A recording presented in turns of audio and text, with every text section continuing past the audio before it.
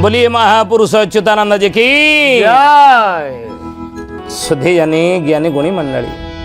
आज मालिका वचन को आपण मानक स्वागत जनाऊँ। आज मालिका वचन रे आम आलोचना करिया जाऊँचे महापुरुष अच्युतानंदर मालिकार नाम गुप्त आगत भविष्यांत मालिका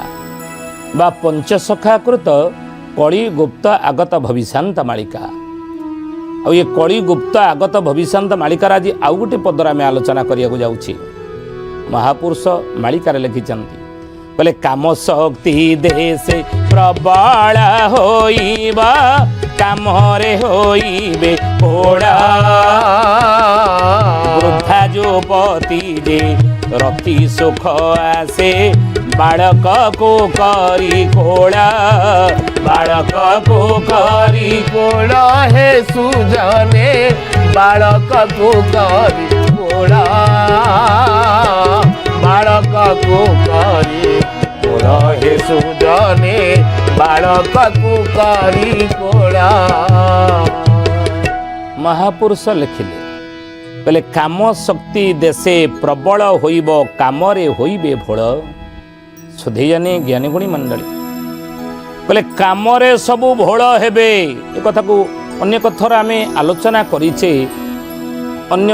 केते गुड़िए पदर आलोचना करिछे जो थे कि ई विषय आलोचना करा जाइछि। कहीं ना हे सुधीजनी ज्ञानी गुणी मंडली आपण आज देखंतु मनुष्य भीतर जो इंद्रिय गुड़िक रही पंच ज्ञानेन्द्रिय पंच कर्म इंद्रिय पांचटी ज्ञान इंद्रिय है कौन ना प्रथम ज्ञान इंद्रिय आखि आको दर्शन इंद्रिय कहती। द्वितीय ज्ञानेन्द्रिय नाक आको आघ्राण इंद्रिय। तृतीय ज्ञानेन्द्रिय कर्ण ये श्रवण इंद्रिय। चतुर्थ ज्ञानेन्द्रिय जिह्वा ये स्वादेन्द्रिय। पंचम ज्ञानेन्द्रिय चरम आको स्पर्शेन्द्रिय। ये पांचटी ज्ञान इंद्रिय आम शरीर रही पांचटी कर्म इंद्रिय मध्य अछंती। प्रथम कर्म इंद्रिय हूँ पाटी द्वितीय कर्म इंद्रिय हूँ हाथ तृतीय कर्म इंद्रिय हूँ पाद चतुर्थ कर्म इंद्रिय हूँ जननेन्द्रिय पंचम कर्म इंद्रिय हूँ गुह्य द्वार। ये पांचटी कर्म इंद्रिय पांचटी ज्ञान इंद्रिय आम शरीर भीतर रही नहीं। ये शरीर रूपक रथर कहती ये 10टी घोड़ा ये शरीर रूपक रथरे खंजा होती। तेणु महापुरुष कहले बाबूरे या भितर ज्ञान इंद्रिय हूँ कौन ना पांचटी एवं कर्म इंद्रिय हूँ पांचटी। श्रृंगी ऋषि को जड़े प्रश्न कले बोले हे गुरुदेव हे महात्मा कली जुगर मनीष कहीं दुखी संसार रे मनीष कहीं दुखी कहले दुखर कारण कौन ना अज्ञान अशक्ति एवं अभाव ये तीनोटी कारण पे मनीष दुखी किंतु विशेष भाव में सबु साधन सामग्री ता पाखरे थिले मध्य से तथापि दुख पाए कहीं ना दीटा इंद्रियर से संयम करि पारे नाही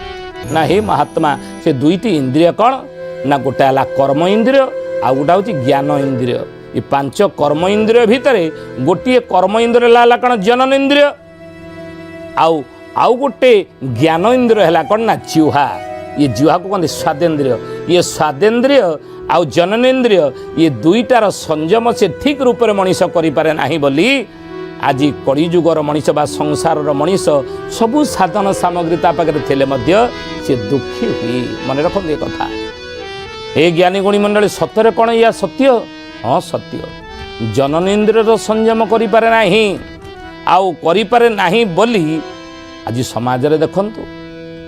नारी निर्यातना बढ़ुची बलात्कार संख्या आज कौन कम रही बलात्कार बढ़ुनी संसार रे नहीं।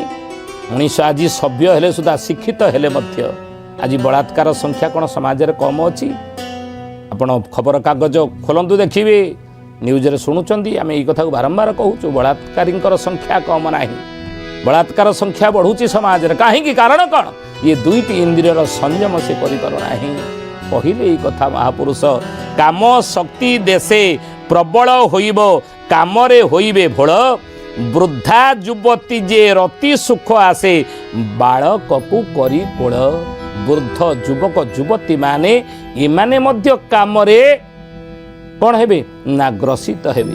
काम लालसारे एमाने मध्य मग्न हेबे काम लालसा को त्याग करिवे नहीं संयमित जीवन यापन करिवे नहीं इंद्रिय संयम तांठार रहिबो नाही महापुरुष एई कथा लिखिचंती कहले बाबूरे सत्ययुगर लोक मानकर प्राण शक्ति थिला कौथरे ना वीर्यगत प्राण से तो सत्ययुगर लोक माने लक्षे वर्ष बंचुले ना तांकर आयुष थिला लक्षे वर्ष सत्य पर आसिला त्रेतया जुगर लोक मानकर आयुष टिके कमिकी होगला 10,000 वर्ष कहीं गुरुदेव ना त्रेता जुगर लोक मानकर प्राण शक्ति वीर्यरु आसी रहिला कौटी मज्जारे प्राण मज्जागत प्राण से माने सेइति आयुष टिके कमिगला 10,000 वर्ष बंचिले त्रेता जुगर लोक माने तापर तृतीया पर तले द्वापर जुग आसिला द्वापर जुगर लोक मानकर आयुष थिला केते ना 1000 वर्ष ना गुरुदेव आयुष कहीं कमिगला ना ये द्वापर जुगर लोक मानकर आयुष कमिगला तांकर प्राण शक्ति मज्जारू आसी रहिला कौटी ना अस्थिगत प्राण हाड़े रहिला तांकर प्राण आमे जानिछे भागवत प्रसंग आसे शिविराजांकर प्रसंग नहीं निज देहरु मांस काटिकी कपत ओजन मांस काटिकी दे देइथिले नहीं तेणु हे ज्ञानी शरीर को कष्ट है ना कहीं ना प्राण शक्ति थिला अस्थि हाड़े थिला प्राण से द्वापर जुगर लोक मैंने 1000 वर्ष बंचुले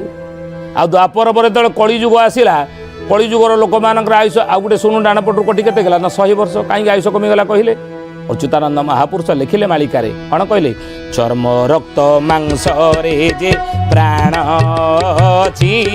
राम कली रे ध्यान बढ़िब जे काम शेष कली रे ध्यान बढ़िब जे काम शेष कली रे ध्यान बढ़िब जे काम चर्म रक्त मांस रे जे प्राण अछि राम सुधीजनी महापुरुष मालिकार लिखिचंदी कलिजुगर मनीषर प्राण शक्ति आज आ वीर्यर तांकर नाही कि मज्जार नाही कि अस्थिर नाही ताले अछि कोउटी आपण माने मन रखंदी कथा चर्म रे रक्त रे मांस रे हमर प्राण शक्ति थिबारु सेइति पई कलिजुगर मनीष भितरे काम शक्ति प्रबल आसुची नहीं आसुची बोली आपण तो प्रत्यक्ष आज प्रमाण पाउछंदे ना जड़े 60-65 वर्षर वृद्ध मध्य सी आज 30-40-35 वर्षर झील को बह करूना कि आपण मैंने देखुले कथा कहीं घटू ये घटना 60 वर्ष 70 वर्ष 75 वर्ष बयस हो गले मध्य ब्रह्मचर्य ग्राहस्थ बानप्रस्थ एवं सन्यास बानप्रस्थ आश्रम जो रही केते वर्ष आरंभ हुए ना 50 पर 1 ରୁ 25 वर्ष ब्रह्मचर्य बयस द्वितीय होउची 25 ରୁ 50 ये ग्राहस्थ आश्रम 50 ରୁ 75 ये बानप्रस्थ आश्रम से समय रे कौन करे 51 नहीं 53 54 एका ही वन को पड़ेगा परिवार उत्तरदायित्व पिला छुआ हाथ में दे पुओ बोहू हाथ में दे आम एका है वन को जा कहले संसार भीतर रहा परिवार भीतर रहा कि से समय ही ज्ञानी गुणी मंडली इथुरु आम निवृत्त रहा पति पत्नी बिछड़ा अलग हम 50 वर्ष पर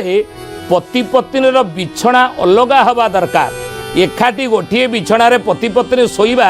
ये शास्त्रीय मत नुह साधु सन्त माने महात्मा महापुरुष माने ये उपदेश देइछने 50 वर्ष पर